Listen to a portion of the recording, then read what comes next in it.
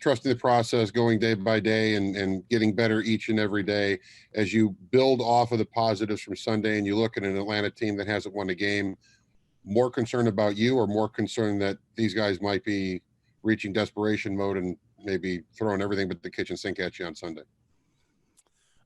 My focus every week is on the opponent, what they bring to the table, what they do well on offense, what they do well on defense, what they do well on special teams, the matchups. I have a lot of respect for Coach Quinn and his team. Matt Ryan's a iconic, tremendous player. Julio Jones, Ridley, Todd Gurley. There's just too many great players to mention. Defensively, they provide fits for you. They have their secondary back from, they've been playing with, injuries, and they have a lot of guys back now. Jarrett's a dominant player. McKinley's back. So we study the opponent each and every week. We prepare for the opponent each and every week. But our focus is always on us, making sure that we're the best version of ourselves.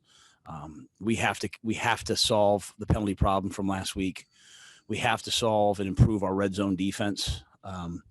And our first down efficiency this past game was nowhere near where it has to be. So we have a lot of work to do on our end to make sure we're a better football team. But our focus is always on, studying the opponent, studying what they do well, and making sure we have a good plan for that. But we can't control the opponent. We can only control ourselves. So we'll make sure that we are hopefully a better football team this week than we were last week. All right. Thanks, Mike. Let's go to Joe Person and then Steve Reed. Matt, when you had the all-defense draft, I remember you saying that these young guys were going to play. You almost had to play them.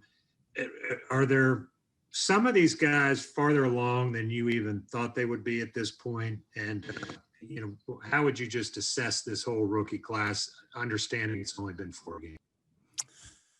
Yeah, I don't know that I can say, compared to what I thought. I don't ever want to. I don't believe in putting expectation on players. Like, we have standards here. There's a standard for being a performer, for being a starter, and you have to match that standard. And so my standards are sometimes different. I know there was a lot of questions, like for 2 weeks, how Derek Brown was playing. I thought he was playing really well. I think he's been even better the past 2 weeks.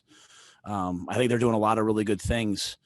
But I think the real, the story along with that, though, is I think Shaq Thompson in the last 2 weeks has been outstanding. I think Burris has played great. I think Dante's battling through injury and playing really well. Weatherly's coming into his own. Burns is affecting the game, and many, many, many more. So I think a lot of our guys on defense are getting better and better and better each week. But the young guys have been thrown in, but they've been thrown into a group that likes to work. And so if you have a bunch of veterans that like to work, then the young guys just kind of follow along. I would throw in there, though, one thing I do want to throw in there is we have some undrafted guys on defense that came in this year. Miles Hartsfield's been a key special teams performer. Sam Franklin, I think the day it happened, you asked me, how Sam Franklin made the team and what he's out there, he blocks a punt the first drive, So I'm proud of those guys too. Like they're finding a way to impact the game. The drafted guys are, and they're benefiting, though, from a really good veteran group. And so they come out, I just got off the practice field. They come out off the practice field each day, hopefully a little bit better than they were the day before. Hey, Matt, Steve Reed, hope you're doing well. Doing great. Teddy's complete about, I think it's 73% of his passes. It's third highest in the league. A lot of your passes have been less than 10 yards. I think more than 2/3 of your passes, his pass attempts have been less than 10 yards down the field. I wonder if you can speak to that type of approach and how that's working for you, and how maybe Teddy is one of the perfect guys to implement that plan. Yeah, I think that's league wide in the NFL, though. I don't know where we rank. I know I showed our team the stat last week that like 83% of the passes against us are under 10 yards. I think right now our defense is number one in yards per attempt, so we're playing back, making people throw up in front of us. And I think that's just an execution-based approach, right? You take what they give you. When the chance for big plays are there, like Robbie had against the Raiders, you take them. But, when they're underneath, I think the biggest thing is that Teddy's elite at knowing where to go with the ball. He's one of the best pocket movement guys I've been around. He slides in the pocket. He finds windows. He hangs in there. I think that's why I think we were 64% on third down this past game. I think that was sixth best for a game in the NFL this season. that's a function of Teddy knowing where to go with the ball, sliding around in the pocket, finding guys that are open. And then we have guys who get open. You know, Curtis Samuel on third down last week was huge for us. DJ was huge for us. And so we have great speed at receiver. Not a lot of teams have come out and played us man. When they have, we've been able to get behind them to DJ a couple times. This past game, you know, they're going to play on top of us, which was smart. And I think our guys just took a really nice execution-based approach and attacked and took what they gave them. And I think Teddy's doing a really good job at knowing where to go with the ball. All right, let's go to Elena Getzenberg and then Josh Klein. Hey, Matt, I was wondering if you could take us through when Reggie got injured and kind of when you found out about that. And then how do you view the running back position for Sunday? Yeah, I mean, I think it was the second to last carry. He was kind of a little bit gimpy out there. I think there was a timeout. We were yelling to the field, "Are you okay?" And he came off, and Mike Davis went on. I think that's when Mike had his last carry, that power on 2nd and 8 that won the game and ended the game. So it was one of those plays right before that, and you know, Reggie didn't really think it was going to be much of anything. And I saw him Monday. He said, you know, or I shouldn't say me. Nixon saw him Monday and then relayed to me like, he's fine. He feels good. But our doctors here are really thorough. They do a great job of evaluating everything, getting the scans. And, you know, he unfortunately has an ankle that's going to hold him out for a little while. So I hate it for Reggie. I mean, he was doing everything needed, had some great runs the last 2 weeks, caught the touchdown.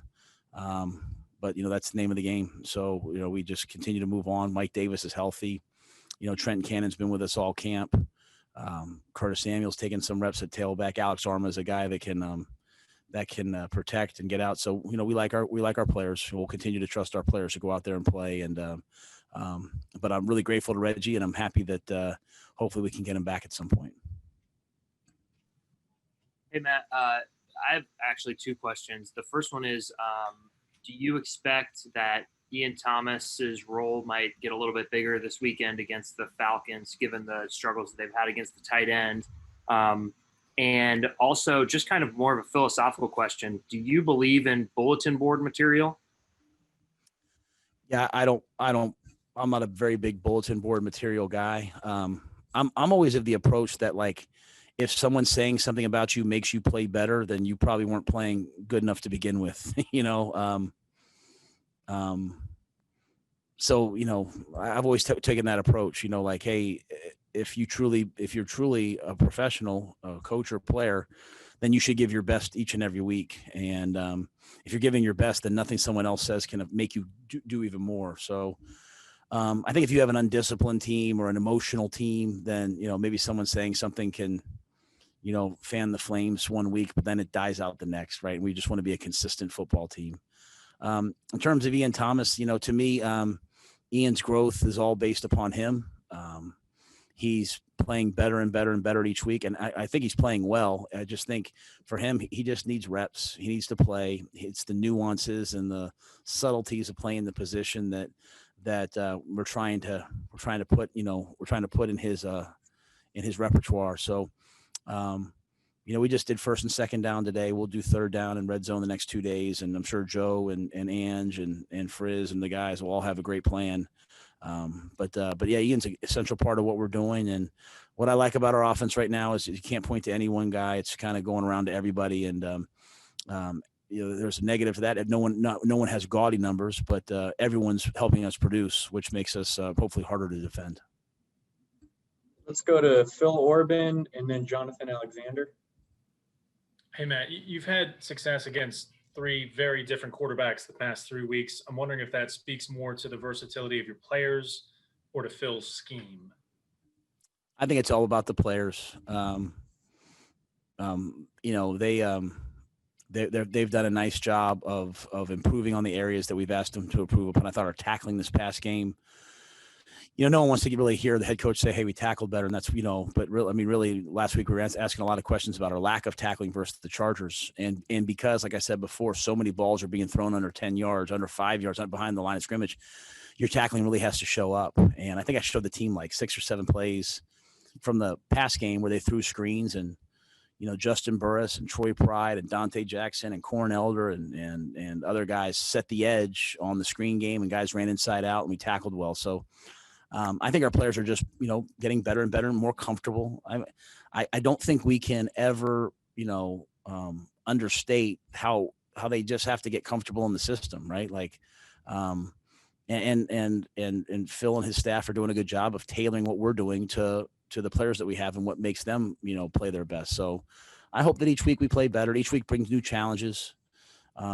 This week there's a tremendous challenge in the running game. There's dynamic play action pass, components. There's an elite quarterback who can drop back and who has run the ball well this year. So, when you have the trifecta of the ability to drop back pass, the ability to play action pass, and then the ability to run the football, it challenges you in every way. So, we'll have to just continue to develop this week. But I think all the credit for the things we've done well goes to the players. Hey, Matt, hope you're doing well. I was wondering, before you found out about the extent of Reggie's injury, I was wondering, and maybe it doesn't even change, I was wondering if you all had given any thought on whether you all would have signed him to the roster. Yeah, I wouldn't be fair for me to, comment on that. I just know he's a big part of our team, and Marty manages much more of that than I do in terms of the rules and when we can do different things. But Reggie's role was obviously increased, but in terms of his contract and all that, I wouldn't make any statements about that. In terms of where he's at now, with this, I guess it's a newer rule. I guess he has the ability to come back if he gets healthy. So my focus for him right now is just, hey, get healthy and, hopefully come back at some point if he's able to. Go to Miles Simmons and then David Newton. Hey, Matt, where have you seen Brian Burns improve and grow, especially over the course of the last 2 weeks? I would just say the range and the speed with which he's playing at. Bryant has tremendous talent, and the thing that he's doing is he's taking himself from being just a pass rusher to being a guy that can defend the run, that can chase plays down, that's making plays all over the field. He's playing outside linebacker for us and a pass rusher for us, so he's versatile.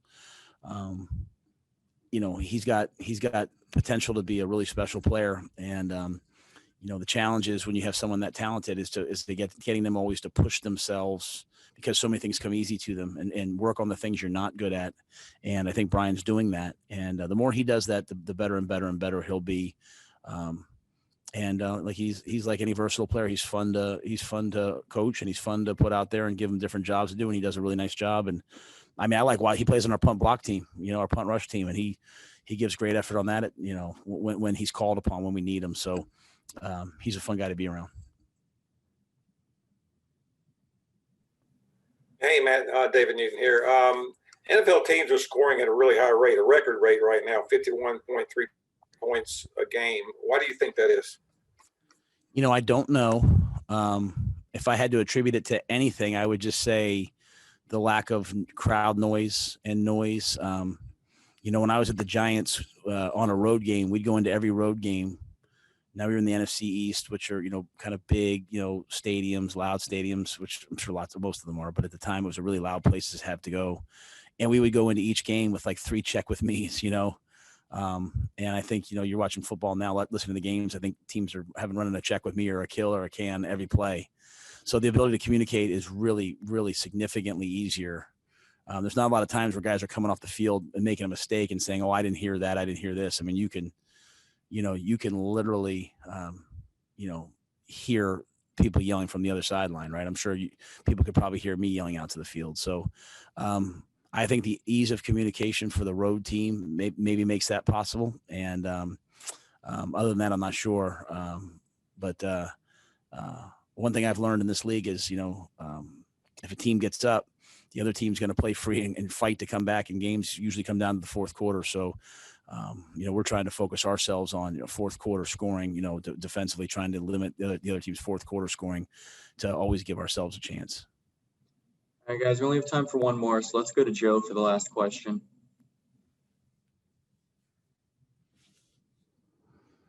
Sorry. Hey, Matt, I feel like I ask you some variation of this every week, but what with the situation in New England and Tennessee, just wondering, would you support like a localized bubble if that's what it came to get all your guys and staff in the hotel? And sort where are you guys with this as an organization? And now, you were kind of breaking up on me, but I think I got the gist of your question. So if I don't answer anything, let me know. But we got new protocols last night, more different procedures, things that we can do outside of the building. So I'm always gonna faithfully adhere to the things that are asked of me. Would I support a bubble? I mean, I would do anything asked of me personally if it meant that we had a chance to finish this season. I feel really good about the things that we're doing. However, when I walk in here every day and the setup that the NFL's put in place for us, the testing, the things that we've done through Eddie Levins, through Dr. Gritter. I mean, I feel safe here. But if someone says to me, hey, if you want, this is what we're asking you to do, I'm going to do it. And if someone says, hey, this gives us the best chance, then I'm going to do it. I miss my kids. I like seeing my kids every day, and or even if it's walking in and they're sleeping, I like seeing my kids at night. I like my son. I come home late at night and he sneaks down. I mean, I like seeing my family. But that being said, I have a job to do, and my job's to coach this team and lead this franchise as best I can as the football coach. And so if they ask me to go, if they ask me to move to an island, if they ask me to, I'm going to do whatever I'm asked to do. And at the same time, I say this a lot, I know, but I feel a tremendous responsibility because we have players with pregnant wives. We have people with all kinds of issues. And so if something's safer, I'll do it. But all that being said, there's new protocols to us. We're going to follow those like we followed the last ones. And, trying each week to, if there's a mistake, somewhere, anywhere, if there's something happened, trying to learn from that and make sure that we're as safe as we can possibly be. All right, Coach, we appreciate you taking the time. All right.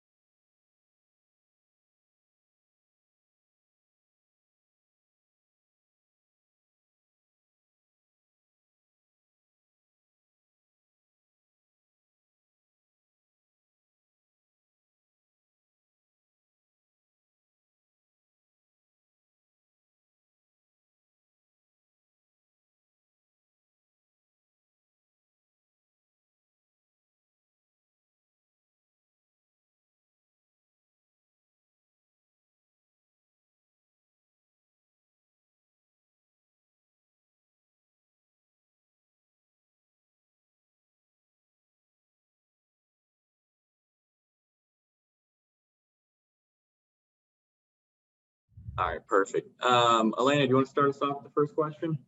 Sure. Thanks, Preston. Hi, Derek. Hope you're doing well. I guess just to start off, congratulations on the birth of your daughter. You want to just take us through last week and what that was like for you?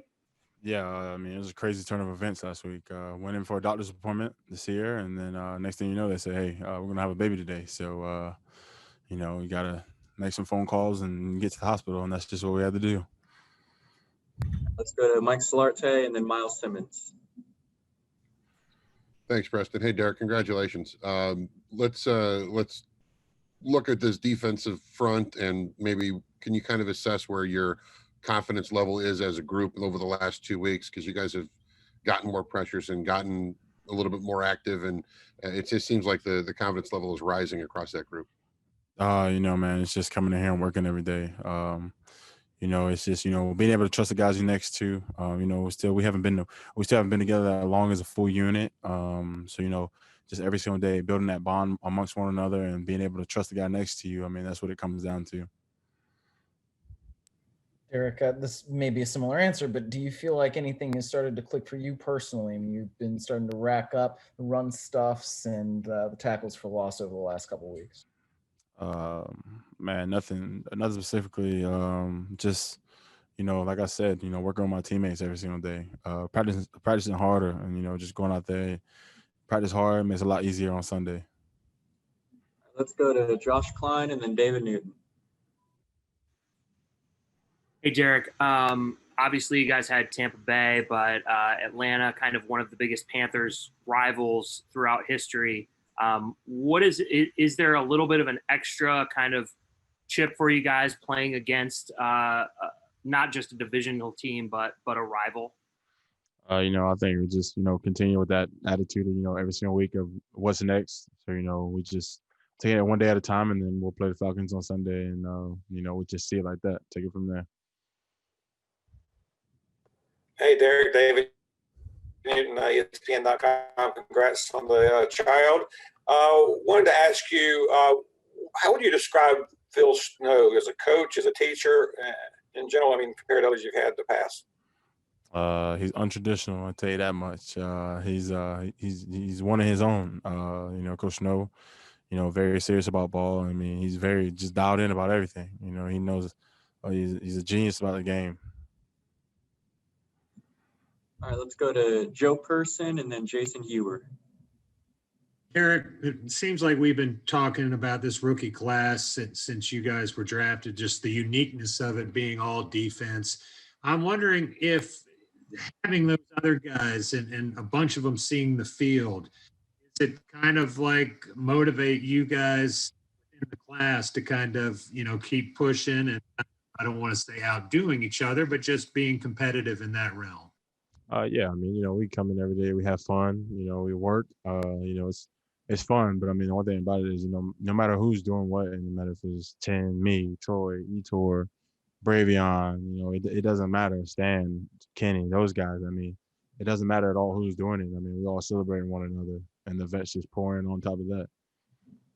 Along those lines, what was it like to be on the field? I think you were still on the field when Etor had that big play last week. Oh man, it's exciting. You know, being able to come in with Etor and then, you know, just see him, you know, as we go week through week, and he just develops, and you know, along with the rest of us, you know, it's exciting to be able to see him be able to get his first strip sack. I mean, that was an exciting moment for me. Hey Derek, before the season, you know, having such a young defense, there were a lot of outside noise about, you know, people kind of, you know, talking down, saying they didn't know how good you guys would be yet. And through the first 2 weeks, you guys, you know, you struggled to get sacks, but now where you guys are at now is there a mindset that's saying, hey, we knew we could be like this the whole time, and how do you keep that play going and not, you know, kind of getting too complacent with it? I mean, I don't think we ever get complacent. I think, you know, we set a standard, and you know, we had to realize what the standard was, and we got to be able to live up to it every time we're ready to go out. Every time we're going to go out on the field, and that was the biggest thing for us, is just being able to break down everything, but also just being able to play. Just like, man, go play. I mean, that's what Coach Rhule says all the time: go play. If you make a mistake, you make a mistake. What's next?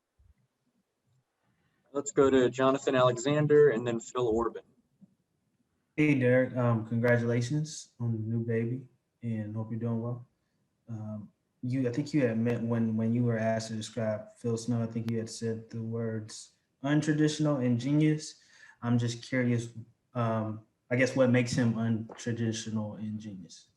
You know, I mean, Coach. I mean, he's got an answer for everything. You know, he's got an answer for everything. You know, he tells us. You know, when we sit down and talk to him, he talks to you like a grown man. He tells you, you know, the precautions of why he doesn't do certain things and everything like that. And you know, it's just different. You know, from, you know, in college I had a defense coordinator that, you know, was a genius too. So I mean, it's just those guys know ball. And, you know, I'm just saying untraditional. You know, I've never had a DC like him. So, you know, it's just something new to me. Derek, how do you personally handle people that are critical of your play, whether it was at the combine or maybe early this season? How does that motivate you? Do you not listen to it? How do you kind of deal with that?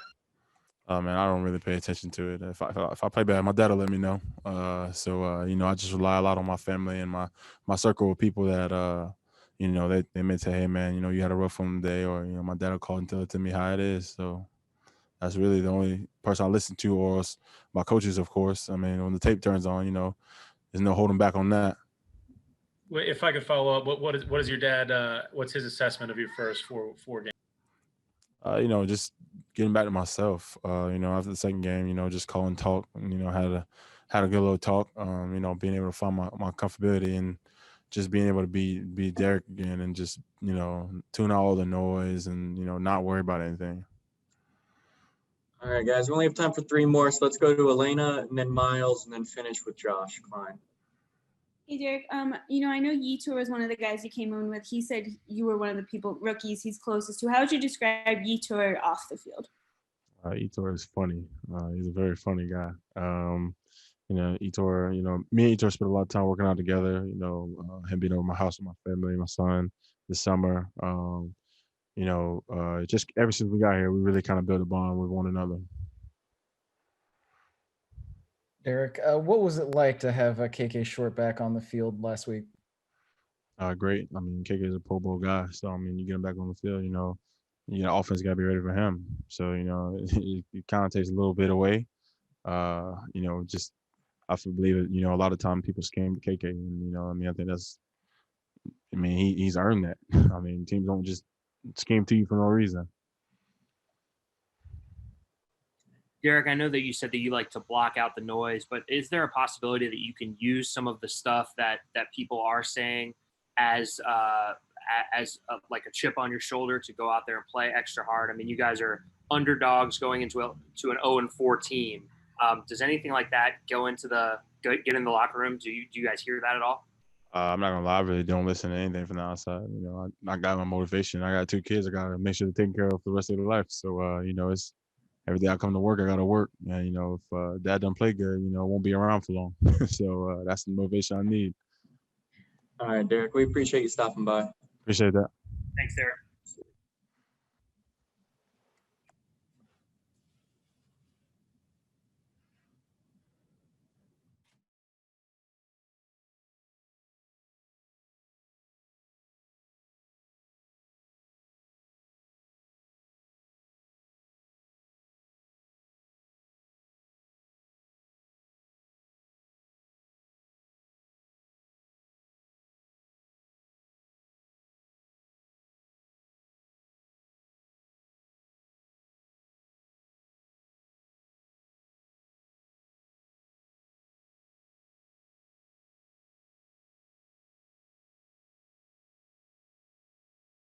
Raised, so if someone wants to start us off with the first question, have at it. Hey, DJ, just what was your feelings on having fans back in the stands on Sunday? I know your mom was there. Just to have the fans out there and your family, just the difference between playing in front of an empty stadium and in front of people. Playing in an empty stadium is not live like it was on Sunday, because you got after a play you hear fans cheering. So, but when you don't have fans, it's just silent. We just making our own energy. They just brought more energy to the stadium. All right, let's go to Miles Simmons and then Mike Solarte. DJ, what has impressed you about playing with Robbie Anderson? The way he just goes about playing the game. He came in, he doesn't really talk, but he talks to understand what's going on around him and understanding who he has in his room and how he fits in. So just getting to know him, he's a good guy, good player, and just happy to see him just balling out along with the group. Hey, DJ, Mike Solarte, Spectrum News 1. I know that you knew about Teddy before, you know, his play in other teams and coming through the league. Now that you played alongside him for 4 games, what's your assessment of him? Is he better than you thought he was? I mean, obviously he's playing well, but is he the kind of leader that maybe this offense needed to have the success you guys are having early on? I mean, he just stayed the course. Whether he had, I know he had the bad injury before, but he always bounced back. Just like now, we had the 2 lost games. He just stayed level-headed and brought everybody together and just said we was going to go on a run. So we just followed his lead week by week, one game at a time.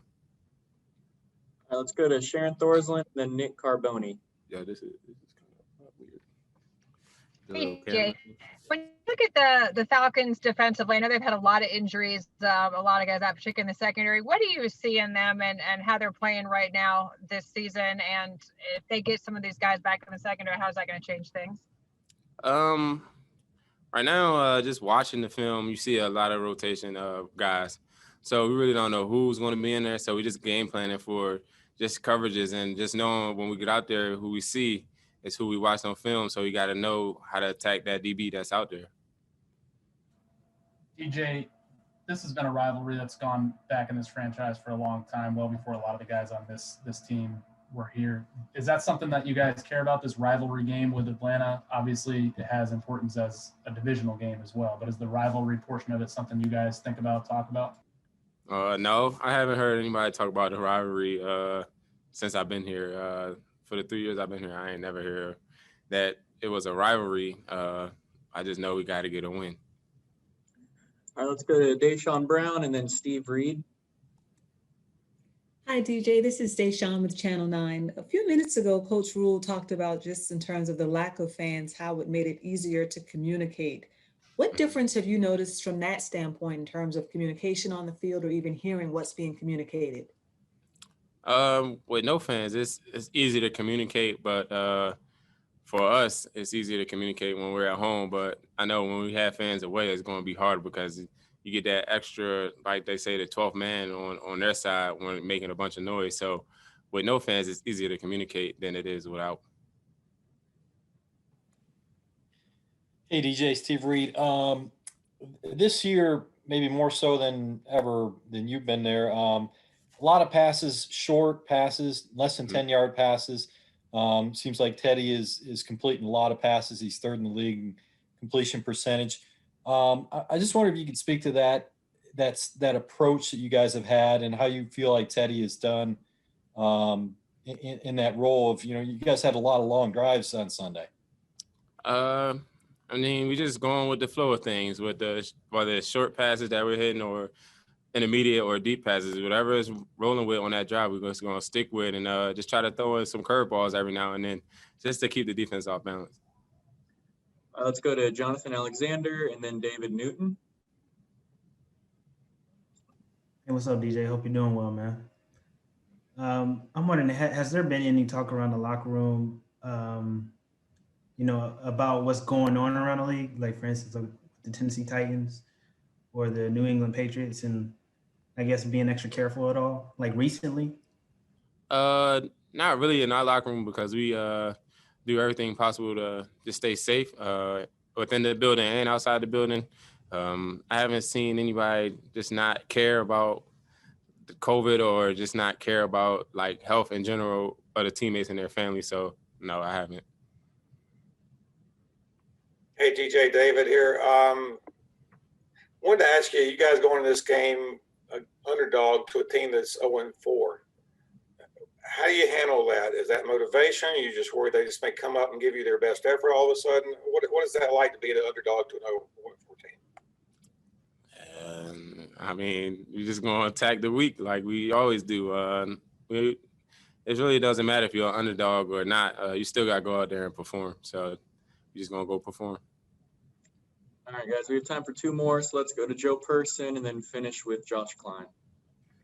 Hey, DJ, I have 2 quick ones. They're really not related. I apologize, but just wondering if you'd reached out to Cam at all since, his positive test.